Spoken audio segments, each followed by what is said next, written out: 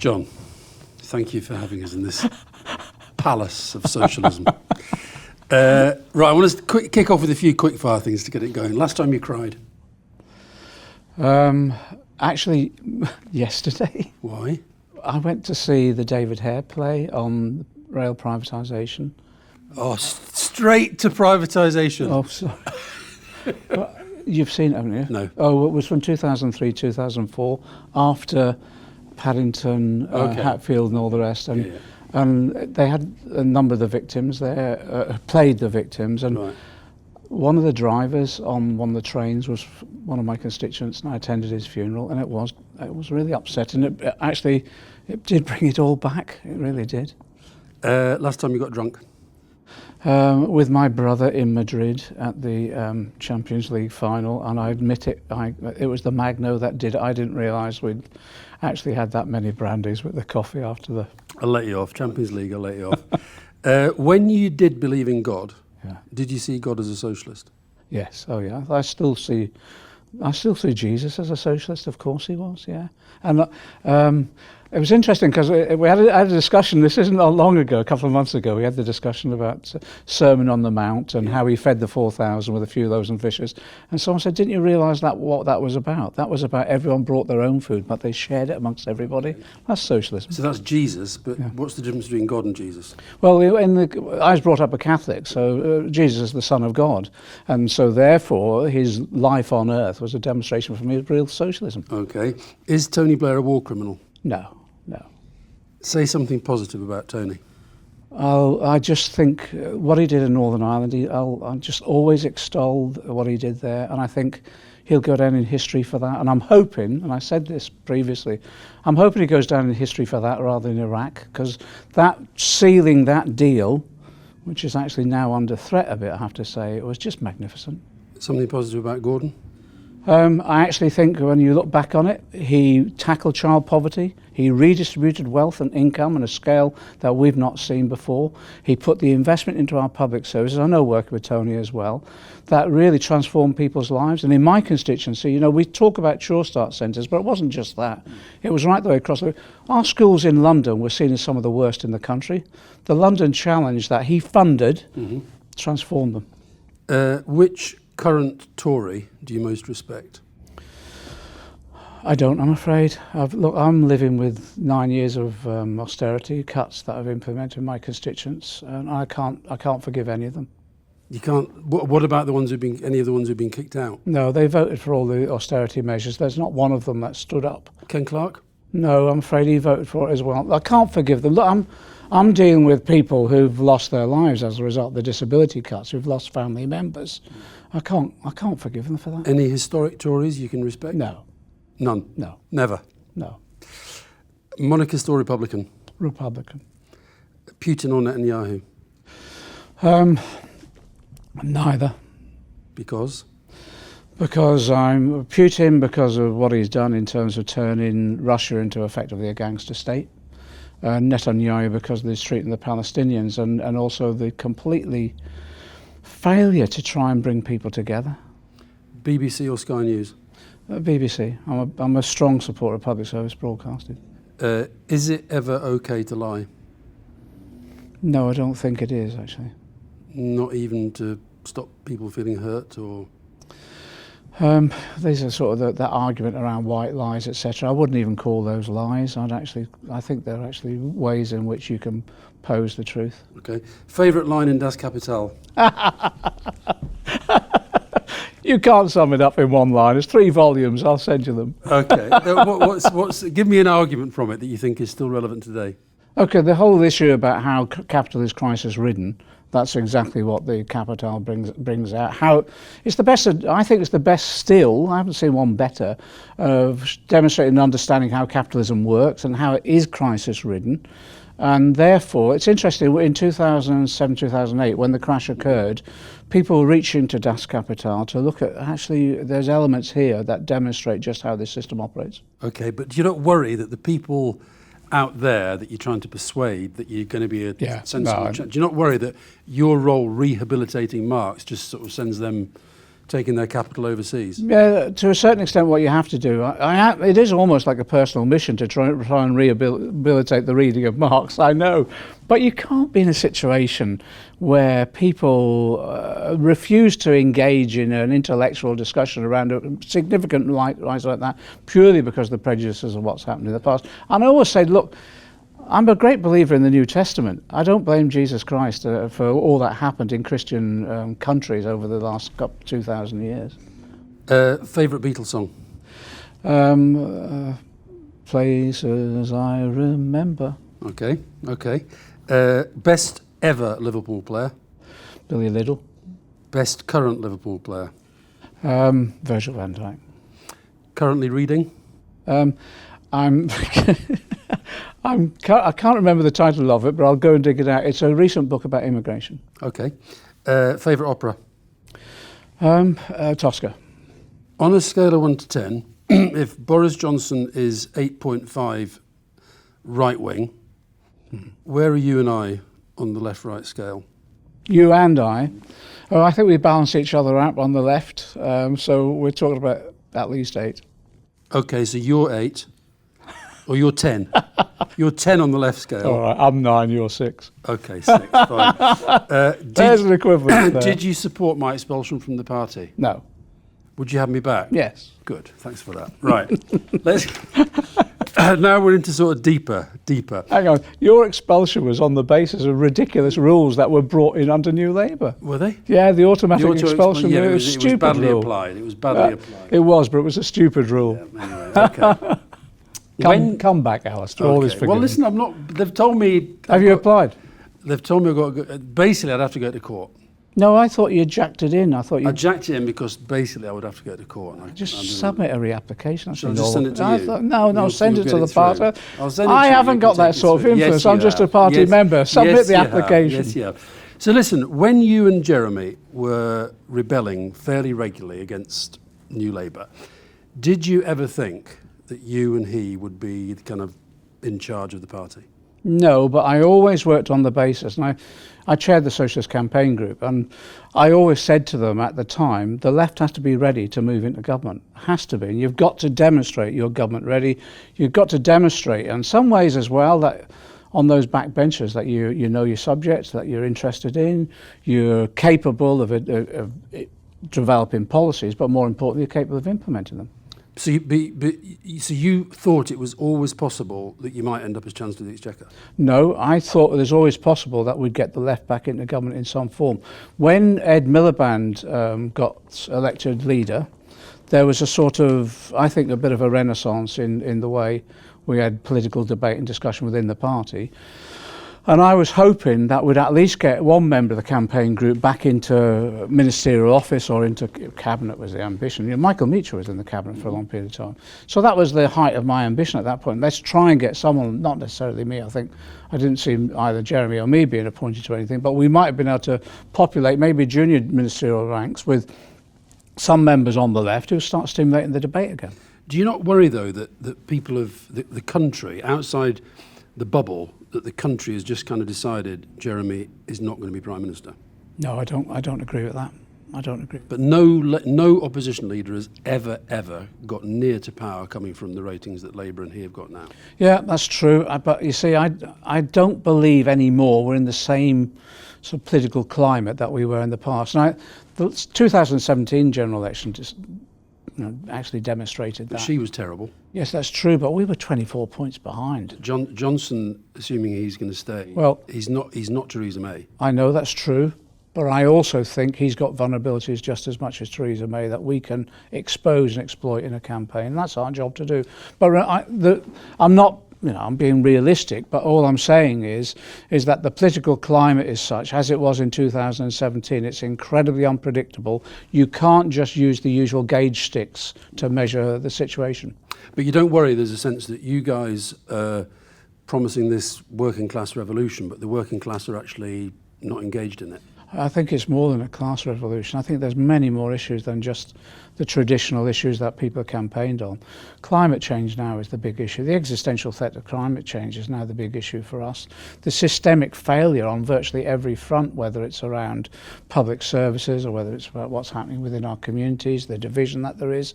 We've got to demonstrate that actually we can change the world, and that's what we're going to do. But I was in Burnley at the weekend. I was at Ilkley on Saturday night, and the sense you get, and you must feel this at times, is that people hate the Tories, but they're looking in and saying, I'm not having those guys. There's a lot of that about There's an element of that. There's no doubt an element of that, and that's what we've got to do in this current period of campaigning. And I think when people, in that general election campaign in particular, I always say this, as you know, that you get that more balanced coverage in terms of broadcast media, and that's legally obliged, the public service broadcasting in particular, legally obliged to do that. That gives us that window of opportunity of getting the message across a bit untrammeled. And then when people go into that ballot box, I think they'll have a fairly clear choice then about where they go. So I'm confident that we can turn that round. But yeah, we face up to it. So you think you can win a majority at the election? Yeah. And you don't think you'd have to rely on the SNP or the Libs or anybody else? Well, I think we can win the majority, but if we go into a minority government situation, no deals. We'll just lay out our programme, and then they either support it or they don't. If they don't support it, we'll go back to the country. And it'll be interesting to see how, if they did, how they argued against the real living wage, investment in our public services, restoration of trade union rights, tackling climate change. How can they argue against that? But what would be wrong with going into some sort of formal agreement, say with the SNP or the Liberal Democrats? Because we want to be absolutely clear to people what we're about.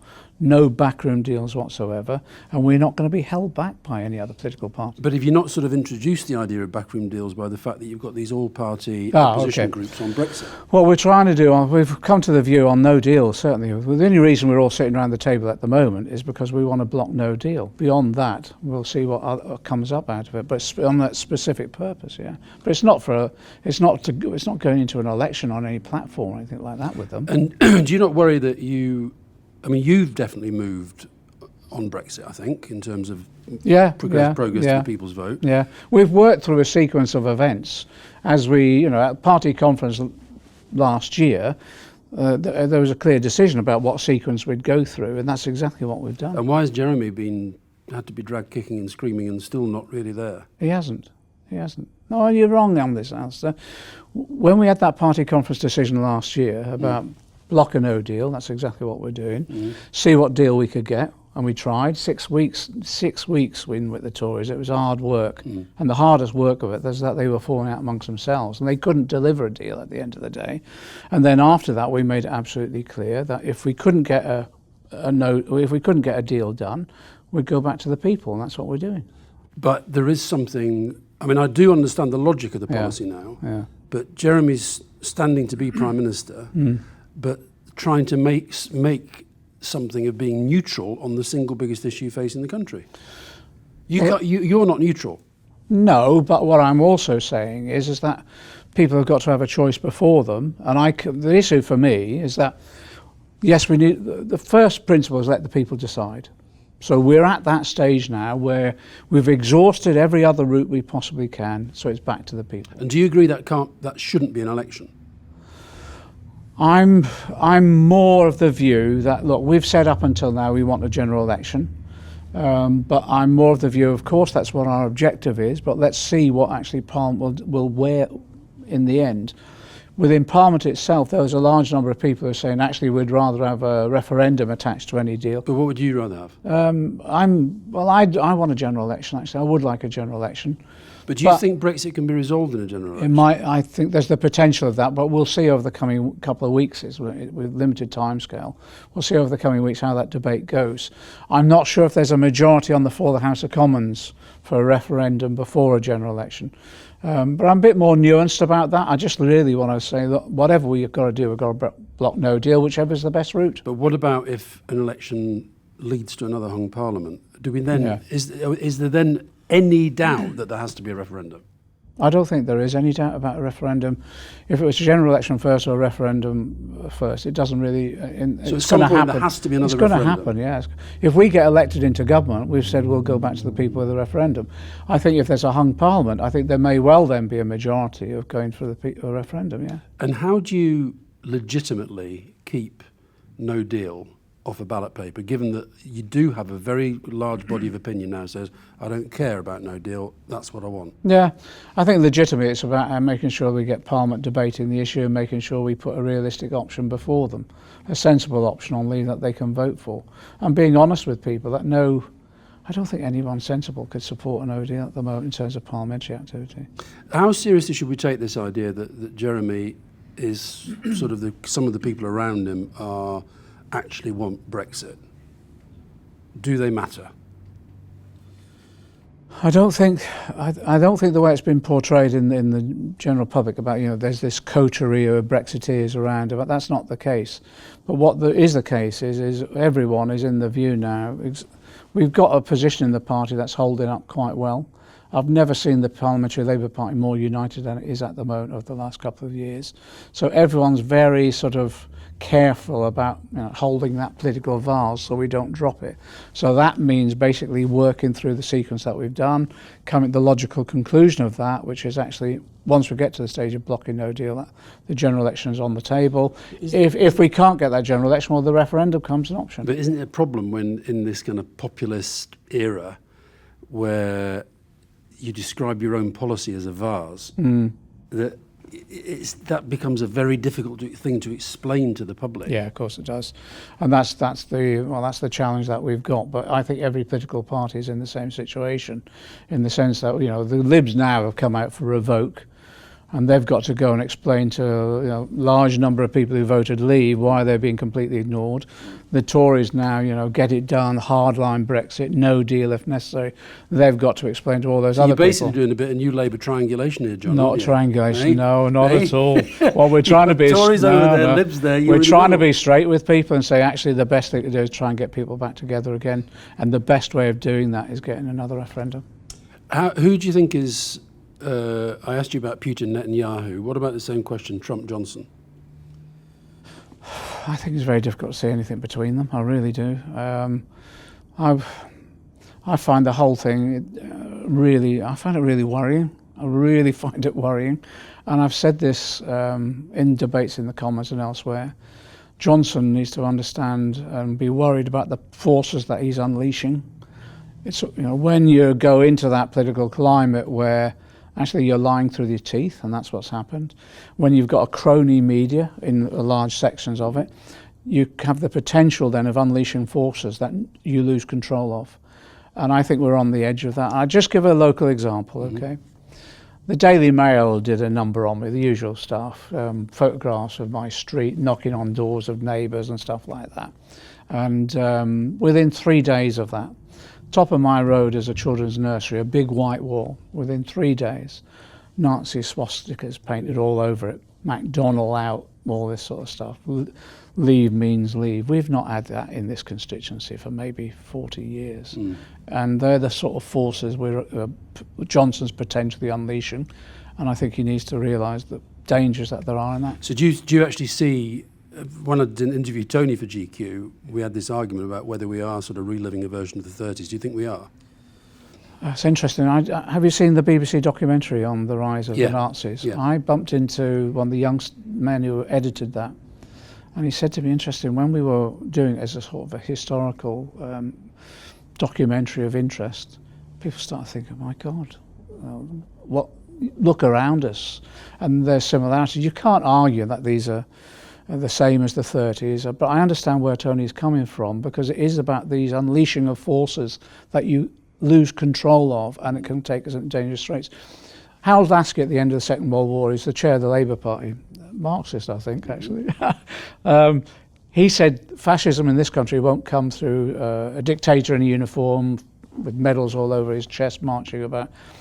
The danger is a conservative authoritarianism where you lose that. There's an erosion of all those rights, rules, regulations, institutions that protect our democracy.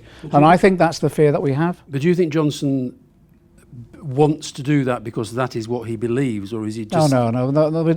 I don't think Johnson's got much of a belief at all. I think this is the ruthless pursuit of power for power's sake. And that's why I caution him, be careful, what you're unleashing here. What's happened in the past when these sort of right-wing forces have been unleashed is that you've got a politician who literally truth doesn't matter to them.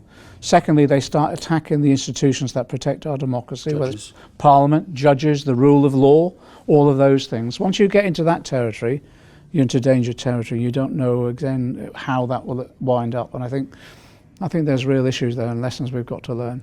And you said you were Republican, not monarchist, but how do you feel about the way he's kind of, even the Queen, he seems to feel is sort of fair game? Yeah. I'm a Republican, but I respect the constitutional settlement that we currently have, and that has to be protected. So if you are attacking the courts, if you are attacking Parliament, if you are almost ignoring the rule of law, and that's one of the threats we've got from him at the moment, and then the constitutional monarchy that I don't agree with, but we have at the moment, as soon as you start undermining that process as well what have we got left to protect us? So what's the answer to that? The answer is, I think, waking people up to the threat that we've got and mobilising them on a scale that demonstrates to Johnson and others that we won't tolerate the undermining of our parliamentary democracy. But is there, back to the Jeremy point, is there not, do you not feel that people agree with that, but there's a real problem at the moment? They look across the dispatch box and they just don't see the replacement and the alternative. The issue for us is how we get across that actually the best form of protection is to elect a leader that's a consensus builder, that brings people together, whether it's Brexit or other issues, and that is actually has been consistently, I think, on a number of issues on the right side of history. And I think we can do that, but we've got to have this serious debate now. And it, as I say, it isn't just about Brexit, it's about the operation of the whole system, because people aren't just angry about Brexit, they're angry about the status of their lives at the moment. But if you go out to people, not in the bubble, and just say, well, what do you know about what's happened in the Labour Party of late? Yeah. They'd probably mention anti-Semitism, where you haven't brought people together. They might mention all this kind of deselection stuff going on now, because that's been fairly topical. So you have a sense sometimes that he talks the talk about unity, but actually there's a lot of division and divisiveness going on. I keep on the issues that we've got within the party itself. I always say that I don't mistake democracy for division.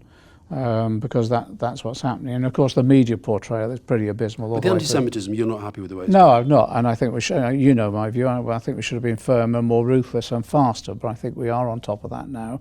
But we were learning lessons all the time. But damaged, a lot of damage. Of course it has. But look at the contrast of the way the media has treated us and anti-Semitism and Islamophobia within the Tory party. It's a disgrace, actually. But we shouldn't judge ourselves against that. No, of course we shouldn't. No, but I'm just saying, look at the operation of the media with regard to that respect. Of course we don't judge ourselves like them. We're an anti-racist party, and we will be, and we've always been a leading party in that respect. But it just demonstrates just what the role of the media itself. We've got to cut through that all the time.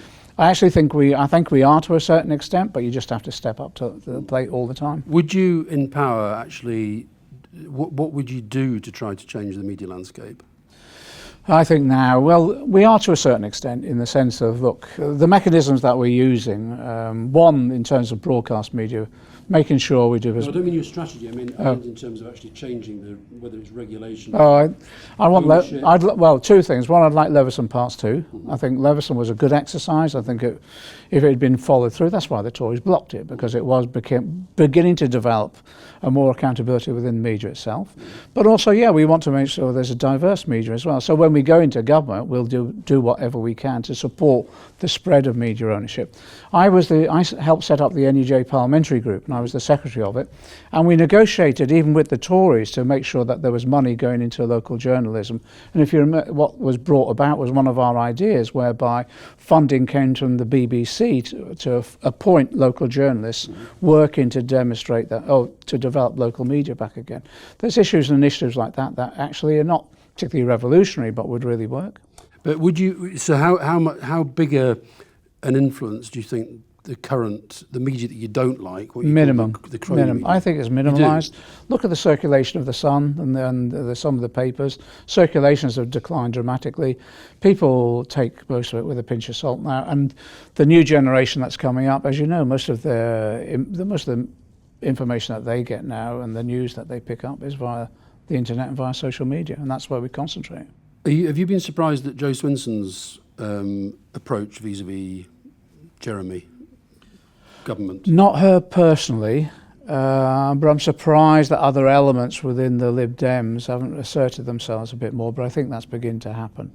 So you think that, you talk about the Constitution, that if the government falls for any reason, Jeremy has to be the first person? Yeah, we're the largest party, and that's the convention. And if he doesn't get the numbers?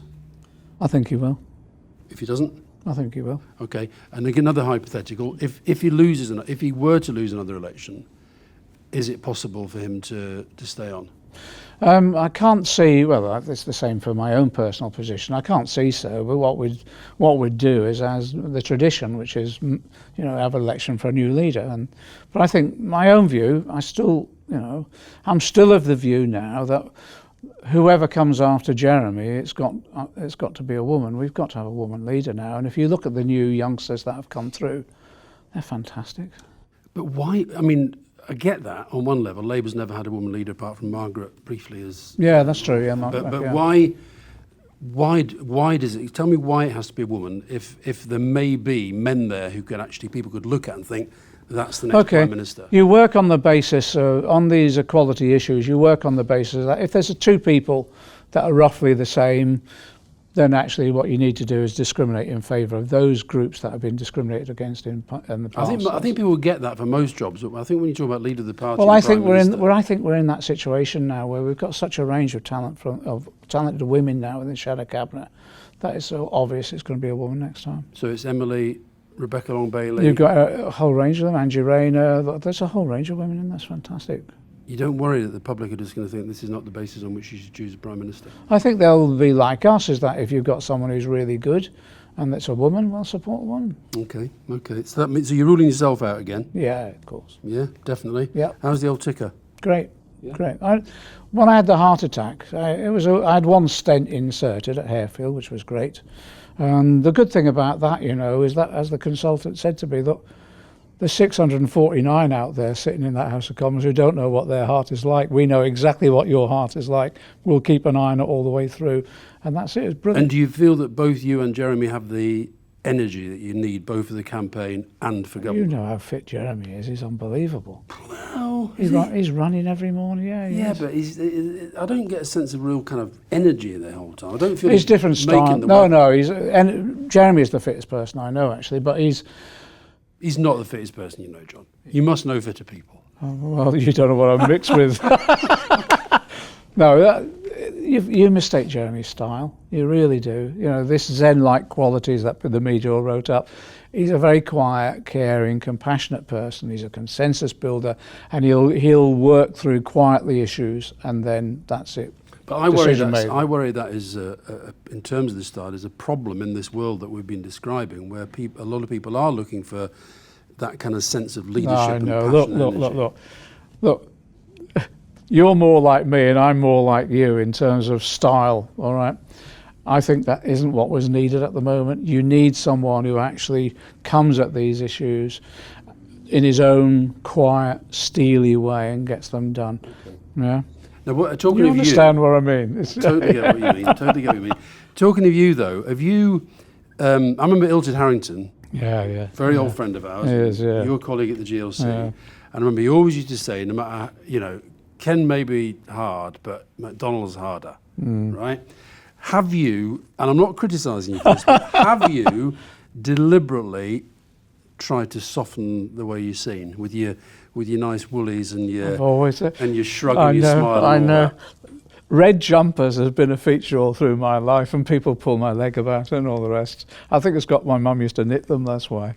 No, I haven't. What I've done was, Ilford, I loved Ilford. He was a great friend, a real Welsh orator who got blocked from going into Parliament. He would have been a brilliant MP.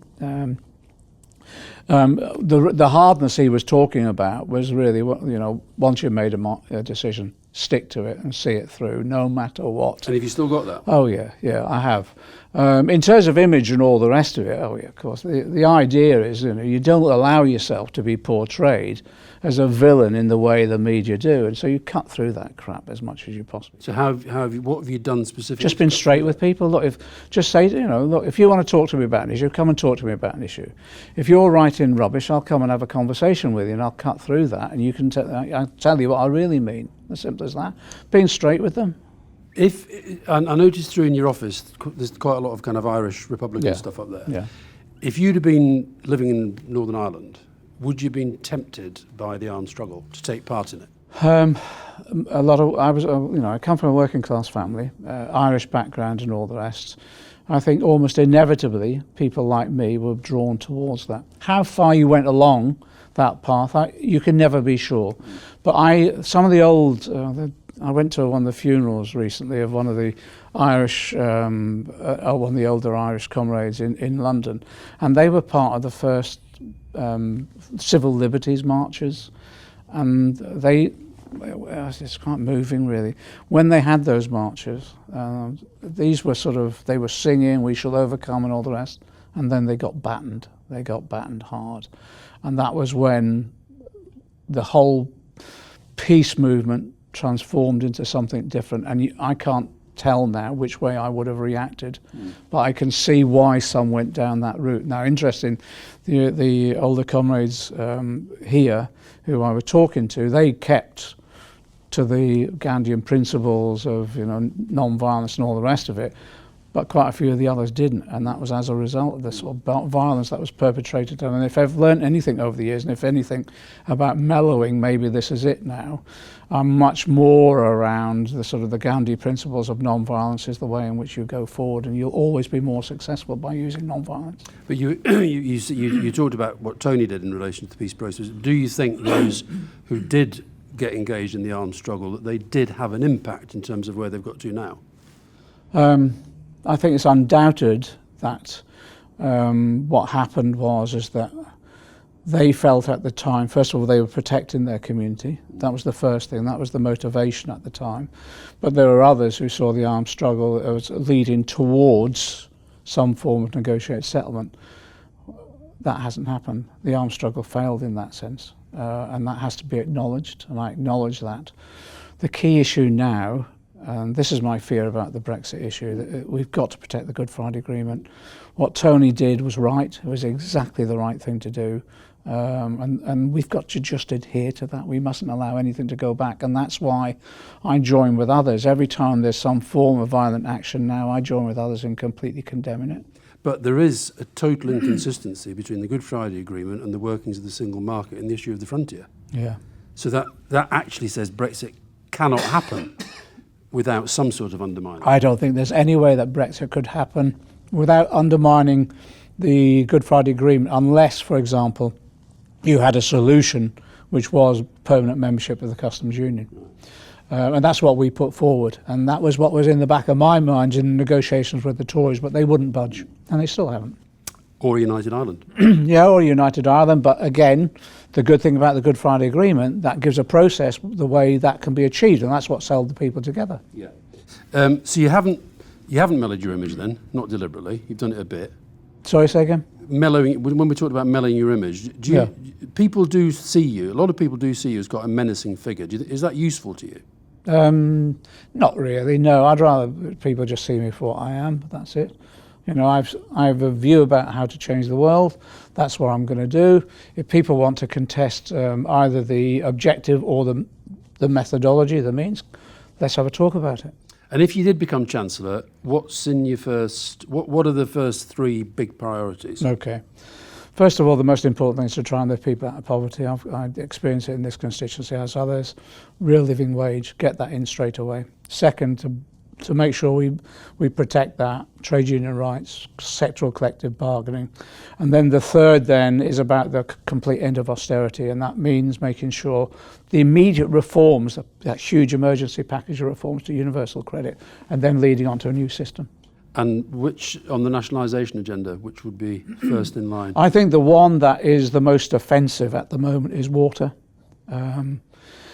sold off without any debts whatsoever. They've paid out sort of £18 billion worth of dividends. Some of them borrowed to pay dividends, loaded themselves with debts. Some tax avoidance schemes that have been used have been scandalous. And if you look at what the FT did their analysis of it for quite a while, it's just offensive. And you wouldn't see the need to recompense people at market value? Well, Parliament will determine the value itself, as they always do, and it'll take into a range of factors. The key thing to me is making sure we protect the shareholders who are in there for the long term, so the pension funds and others. Your bonuses, you've been pretty strong about those.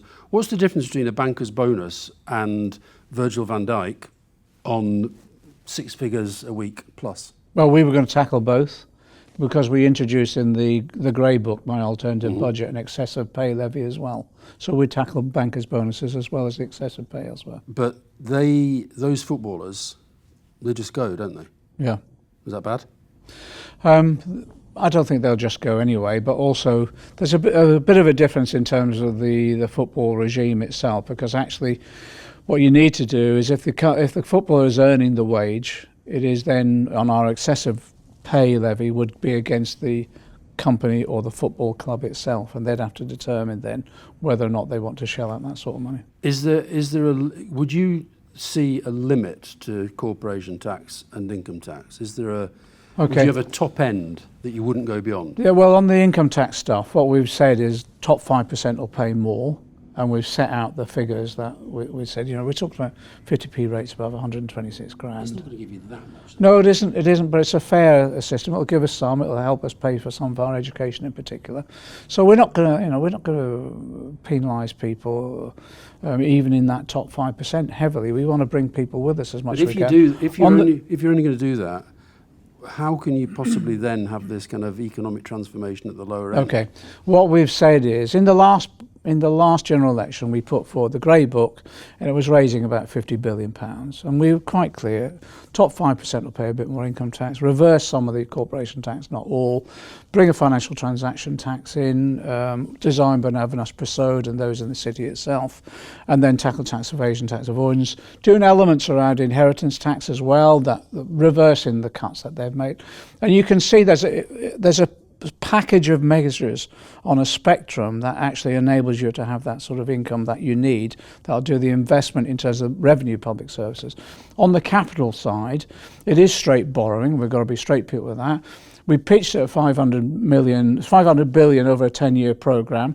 I took that figure out of some of the discussions the CBI and the employers and the unions were having about what do we need to bring our infrastructure up to scratch. I think there's most probably the opportunity of ensuring that we get that on the ground fairly quickly because of the climate change issues.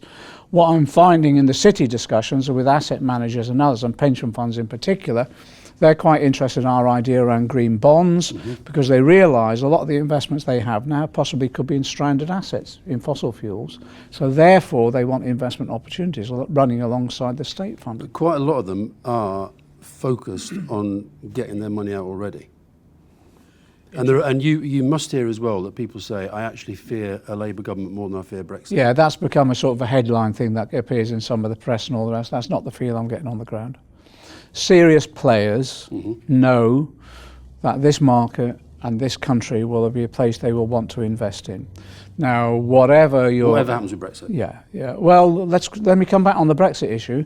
In the short term, there's a real issue on Brexit and there's a real worry. And what I'm seeing now, and I'm meeting various companies and others, is time and time again, the chief exec of the company in this country will say, I go along to my European board and I'm bidding for longer term investment, and that isn't happening because I can be outbid by Germany, France and the other reps in the company because they're stable over Brexit.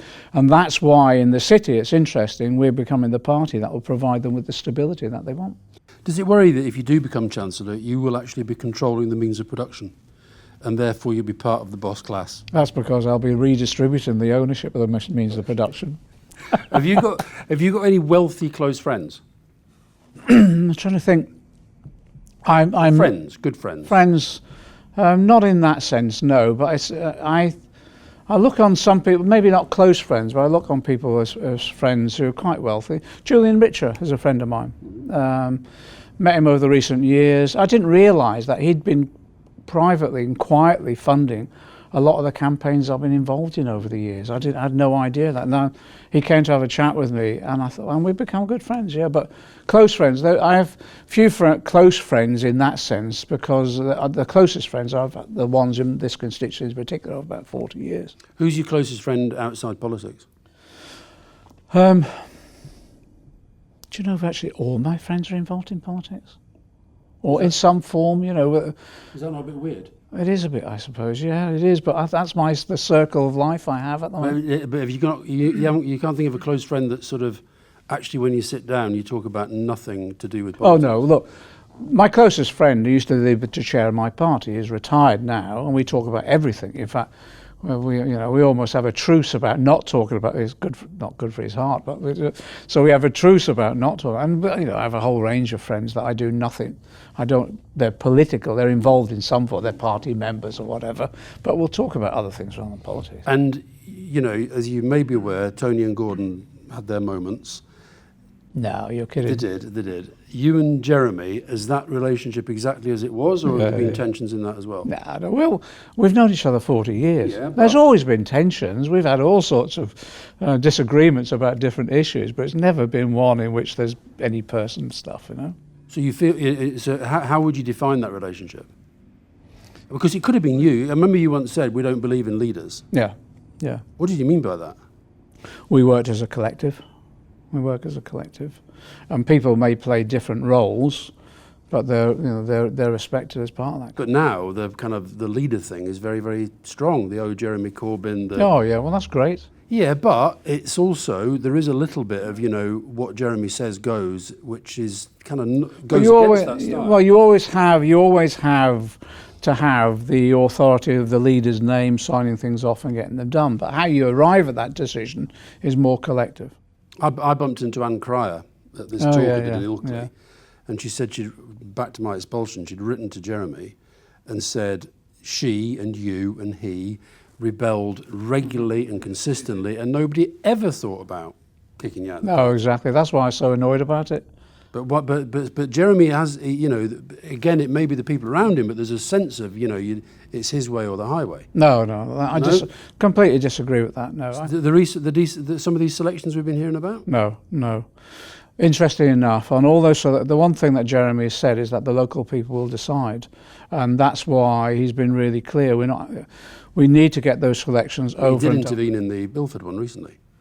No, that was done by the NEC officers. They intervened overall, and I don't want to get into that, but if you've got complaints like that, you have to deal with them.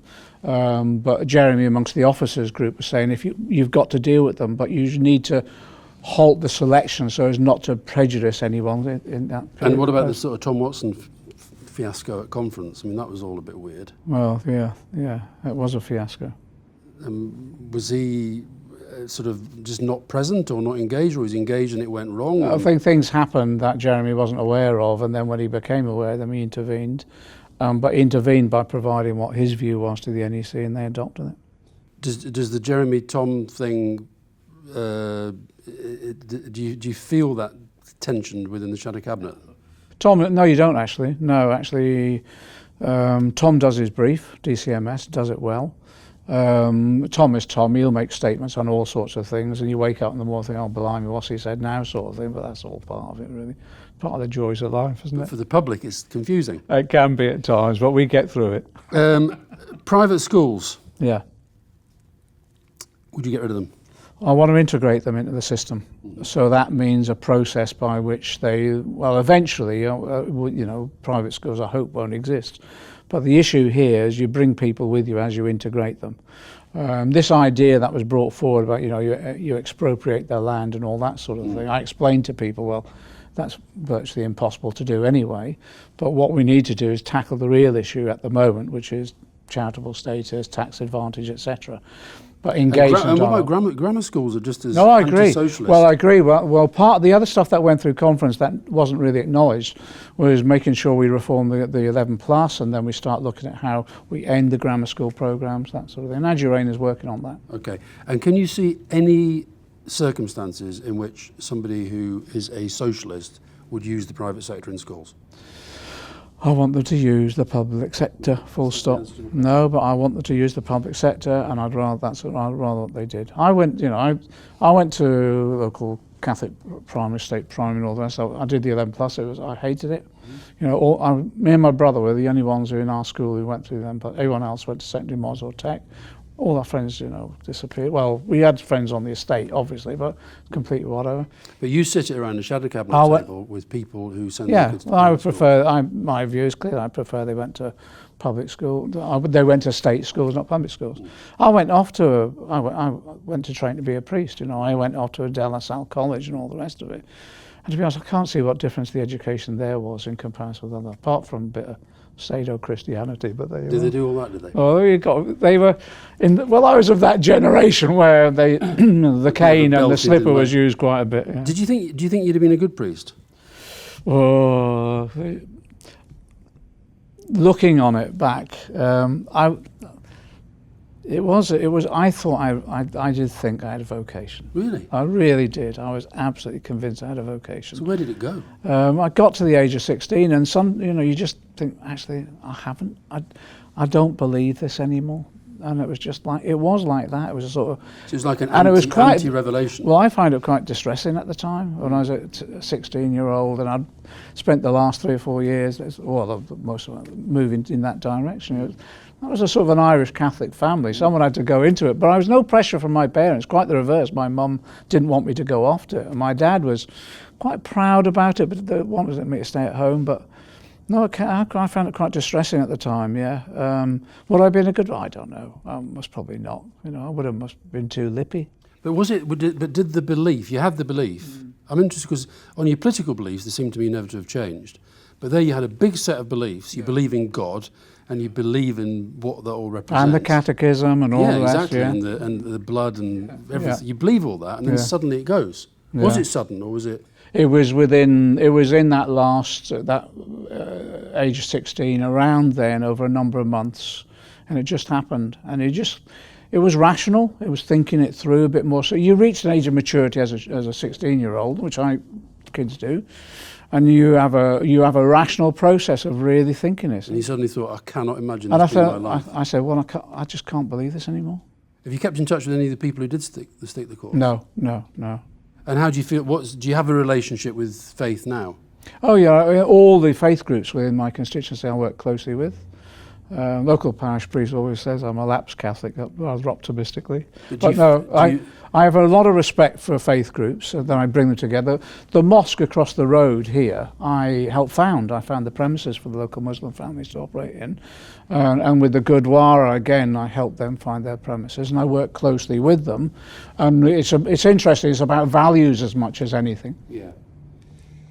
I'm fascinated. I'm the same. I'm a pro-faith atheist. Yeah. I find it very...